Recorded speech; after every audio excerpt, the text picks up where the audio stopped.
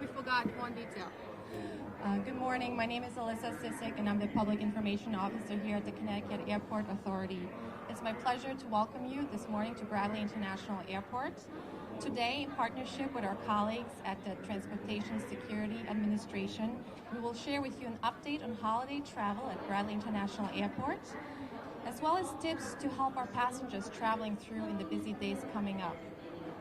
In the days ahead, we're expecting an increase in passenger volume due to the holidays. The busiest days will be Sunday and Monday, as well as Thursday and Friday of next week. Bradley International Airport is well prepared for this increase in passenger volume, and we certainly very much look forward to welcoming all of our passengers traveling through and ensuring that they have an enjoyable travel experience. To ensure that our passengers have a smooth travel experience, we're encouraging them to plan ahead, to arrive early, and to come prepared. So in other words, be sure to review your airline information ahead of time. Make sure to review the status of your flight before you come to the airport. Familiarize yourself with our terminal and parking options. No reservations are needed to park at Bradley International Airport, and you can check parking availability online at flybdl.org. And of course, be sure to review all the TSA guidelines and procedures, which we will be hearing about shortly. Finally, we would like to take the opportunity to thank all of our passengers for choosing Bradley International Airport for their travel needs this busy holiday season. And we invite them to enjoy our many dining and shopping options while here. Our passengers are very important to us, and this year and around this time of the year, we're extremely happy to be welcoming and greeting them with several holiday-themed special events. We have Santa and Mrs. Claus visiting. We have complimentary gift wrapping, as well as performances by local school choirs and musicians, all organized to ensure that our passengers love the journey here at Bradley International Airport. And with that, I would like to hand it over to my colleague at the TSA FSC Director, Bill Santos. Thank you, Alyssa. Good morning, and thank you for coming out. I am William Santos, the TSA Federal Security Director for the state of Connecticut. TSA is expecting some record-breaking travel passenger flow this holiday season, both nationally and here at Bradley International Airport. Typically, we screen 9,000 plus passengers on a daily basis. This holiday season, we're expecting over 12,000 during the same time period. Basically, we want to help out your listeners to understand what they can do to help us out in screening and making the process a little more efficient and pleasurable for them as they go through the screening process. This year we'll be fully staffed. All lanes will be open. We'll also have our baggage pod staffed. So we will definitely have enough staff to handle the extra passenger flow that we're expecting this Christmas holiday. We want to ensure that the passengers are prepared. One of the biggest tips that I can give our passengers coming to Bradley is to get here early. We're recommending at least 90 minutes prior to departure, and that will give them enough time to go to the ticket counters to check their bags and also process through the TSA security checkpoints. As they are traveling through the TSA security checkpoint, I want our passengers to understand and think ahead on what they can do to prepare before approaching the security lanes. One thing they can do is to have their boarding pass and their ID ready. Have it in their hand as they approach the officer at the document checker position. Have everybody in your traveling party have their boarding pass and IDs ready. And if you're traveling with small children, please present your ID and boarding pass prior to presenting your child's.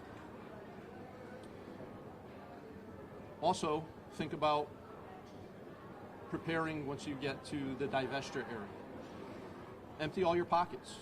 Everything needs to be out of your pockets. Take everything out and put it into your accessible property or your bag as you're going through the checkpoint.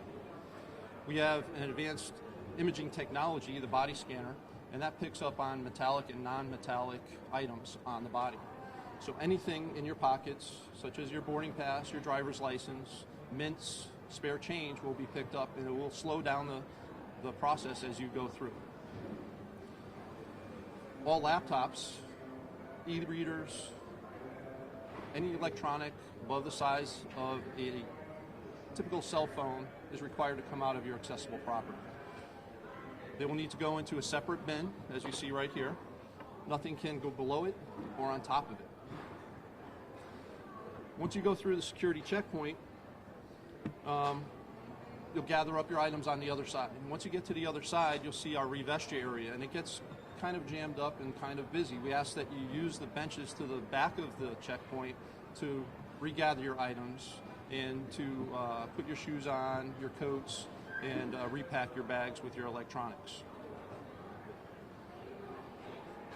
This holiday season, you'll most likely want to travel with some holiday treats, and you can do so. You can bring food through the TSA checkpoint. But one thing you need to keep in mind, if it's a solid food such as a pie or a cake, that's allowed. Anything other than that that's a liquid, whether you can pour it, such as cranberry sauce or gravy, things of that nature, will have to be packaged properly in a container into your checked luggage, because it will not be allowed through the security checkpoint. We have to abide by our 3.4 ounce rules, and anything above that amount will typically not be allowed through the security checkpoint. And we'll be going over some of those items here shortly with our supervisor and a person from our public affairs office out of headquarters. Also, you most likely want to travel with gifts to your destination. We're going to ask you that not to wrap those gifts, because if it alarms any of our systems, you're going to be required to unwrap the gift so that we can check the insides to make sure that it's an item that's allowed through the checkpoint and it's allowed onto an aircraft. So other options will be use a gift bag with some tissue papers. And that will allow an item to easily be removed and replaced without much effort. Now's a good time to start thinking about a requirement that will be in effect in October 2020, and that's Real ID. So this time next year, when you're traveling for Christmas, you will require to have a Real ID compliant driver's license or passport. If you do not have any of those compliant IDs or Real ID, government ID, you will not be allowed to travel. So please think ahead, because October 2020 will be here before we know it, and it'd be nice to go to the motor vehicle department and get all that taken care of before next year. I'm now going to turn it over to one of our supervisors, Scott Greaves, and Lisa Farbstein from headquarters, from public affairs, and they're going to go over some items that are typically allowed in your accessible property and those items that should be going into your checked luggage. So, Lisa. Hey. So, what we're going to do here is we're going to do a little demonstration on what types of items should go in your check bag or carry-on bag. Keep in mind, too, that we're going to be here afterwards to do one-on-ones. So, if you don't pick something up right away, we're happy to do that one-on-one. So if you want to do a lav mic, or we can move these mics over here, because we're going to really be working from this table. What do you want to do? That's good. Yes. But you got the highlights. Yeah. That's what counts. Did better when I was practicing. I do too. Can show you sort of ball players.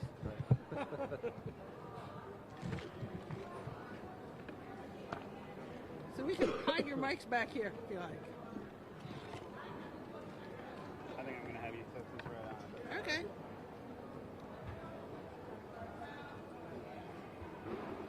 Hey, how are you?